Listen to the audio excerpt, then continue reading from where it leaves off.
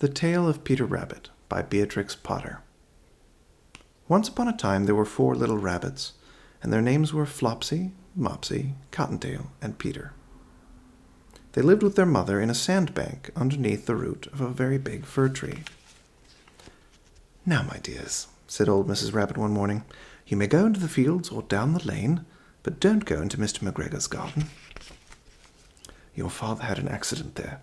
He was put in a pie by Mrs. McGregor. Now run along and don't get into mischief. I am going out."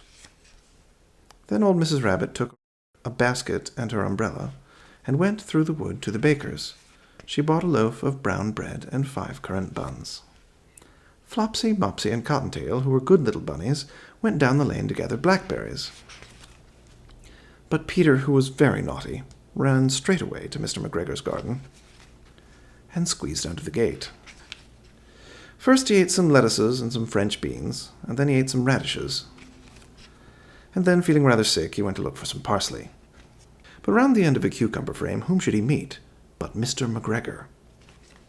Mr. McGregor was on his hands and knees planting out young cabbages, but he jumped up and ran after Peter, waving a rake and calling out, "Stop, thief!" Peter was most dreadfully frightened.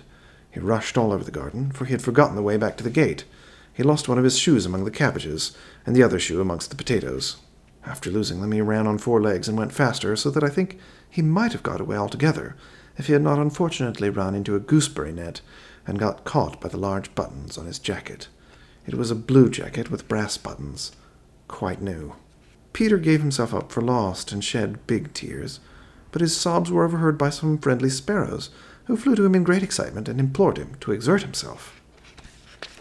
Mr. McGregor came up with a sieve, which he intended to pop upon the top of Peter, but Peter wriggled out just in time, leaving his jacket behind him, and rushed into the tool shed and jumped into a can.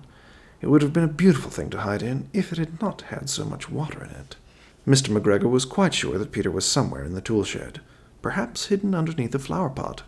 He began to turn them over carefully, looking under each. Presently Peter sneezed, "Ka-choo!"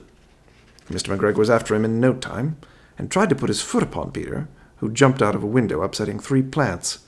The window was too small for Mr. McGregor, and he was tired of running after Peter. He went back to his work. Peter sat down to rest. He was out of breath and trembling with fright, and he had not the least idea which way to go. Also, he was very damp with sitting in that can. After a time he began to wander about, going lippity, lippity, not very fast, and looking all around. He found a door in a wall, but it was locked, and there was no room for a fat little rabbit to squeeze underneath. An old mouse was running in and out over the stone doorstep, carrying peas and beans to her family in the wood. Peter asked her the way to the gate, but she had such a large pea in her mouth that she could not answer. She only shook her head at him. Peter began to cry. Then he tried to find his way straight across the garden, but he became more and more puzzled. Presently he came to a pond where Mr. McGregor filled his water cans. A white cat was staring at some goldfish. She sat very, very still, but now and then the tip of her tail twitched as if it were alive. Peter thought it best to go away without speaking to her. He had heard about cats from his cousin, little Benjamin Bunny.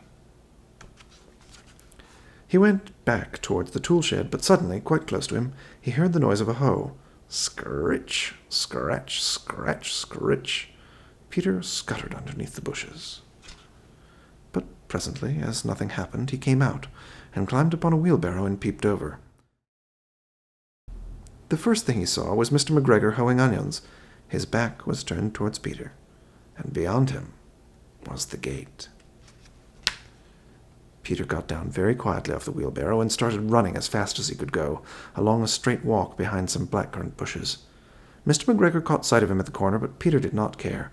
He slipped underneath the gate, and he was safe at last in the wood outside the garden. Mr. McGregor hung up the little jacket and the shoes for a scarecrow to frighten the blackbirds. Peter never stopped running or looked behind him till he got home to the big fir tree. He was so tired that he flopped down upon the nice soft sand on the floor of the rabbit hole and shut his eyes. His mother was busy cooking. She wondered what he had done with his clothes. It was the second little jacket and pair of shoes that Peter had lost in a fortnight. I am sorry to say that Peter was not very well during the evening. His mother put him to bed and made some chamomile tea, and she gave a dose of it to Peter. 1 tablespoonful to be taken at bedtime. But Flopsy, Mopsy, and Cottontail had bread and milk and blackberries for supper. The end.